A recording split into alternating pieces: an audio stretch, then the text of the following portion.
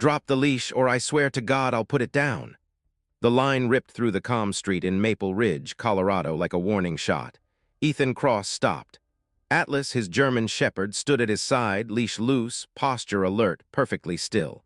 Red and blue lights washed over clean sidewalks and neat lawns.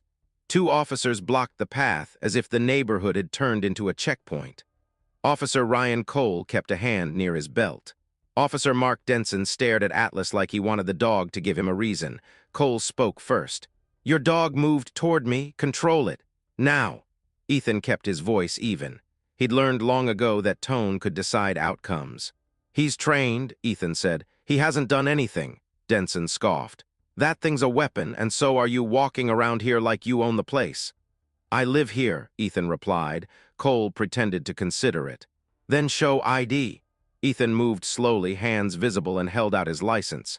The address was right there. Cole barely looked.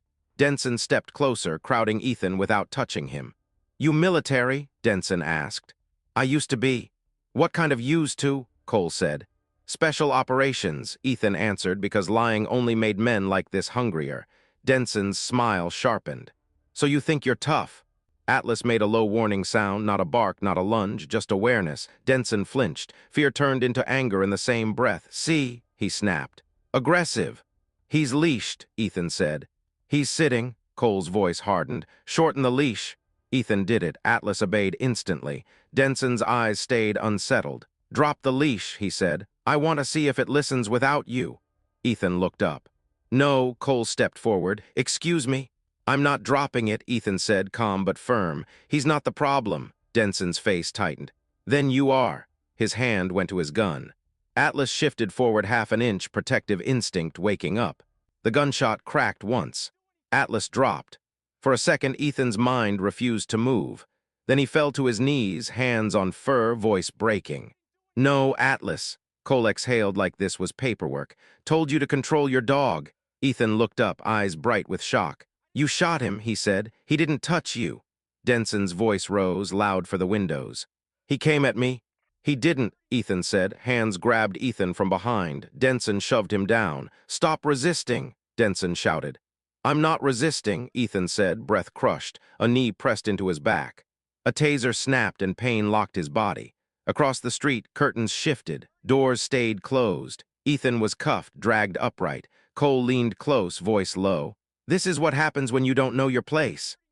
At the station, hours blurred under fluorescent light. They took his belt, his shoelaces, his dignity.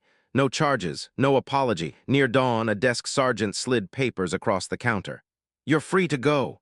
Outside, morning air felt wrong. Ethan's sister, Maya, waited in the parking lot in a dark blazer, eyes burning with control. She saw the dried blood on Ethan's hands and went still. Where's Atlas? Ethan's voice came out steady. Gone. Maya's jaw clenched. We file complaints, we sue, we go public. They'll bury it, Ethan said. Not if we push hard enough, she insisted. Let me do this the right way. Ethan looked at her for a long moment. The right way was my ID, he said. The right way was standing still. 2 days after Atlas died, Maya walked into Ethan's kitchen with a folder thick enough to hurt someone. They closed the internal review, she said. Already, Ethan didn't look up from the leash on the counter. What did they write? He asked. Maya's mouth tightened. They wrote that Officer Denson perceived a threat.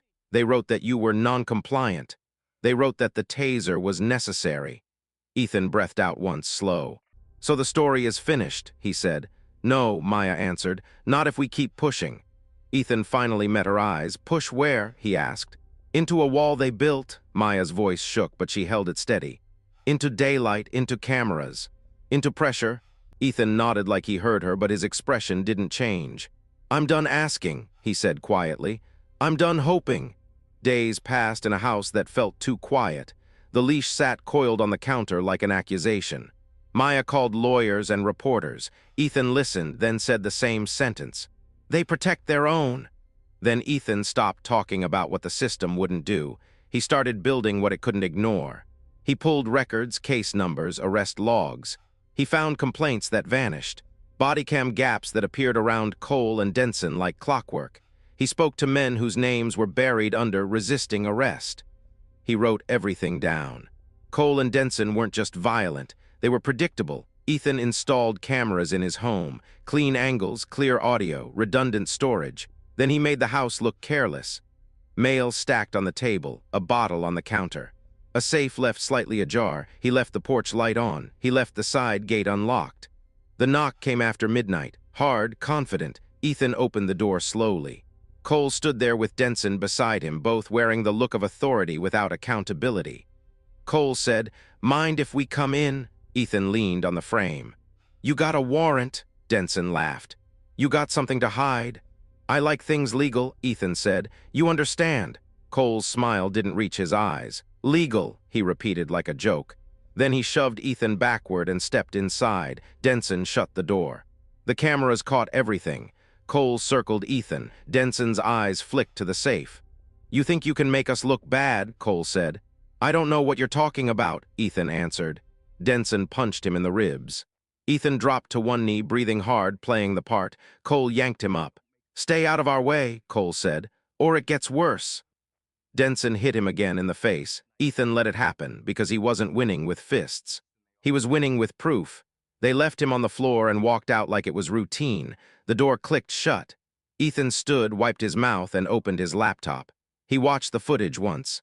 Then again, every punch, every threat, every illegal step into his home. He copied it into 3 encrypted drives. Then he sent it, quiet subject lines, no emotion, to a journalist, a civil rights attorney Maya trusted, and a federal oversight inbox that didn't play politics. By noon, the clip was everywhere. The department called it isolated. Then more files surfaced, old complaints, old injuries, old stories finally backed by new video. Cole and Denson were suspended that afternoon, fired by night. Arrested by morning, Maya called, voice shaking.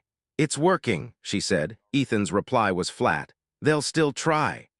When the footage went public, Cole and Denson tried to stand in front of the station like nothing had changed.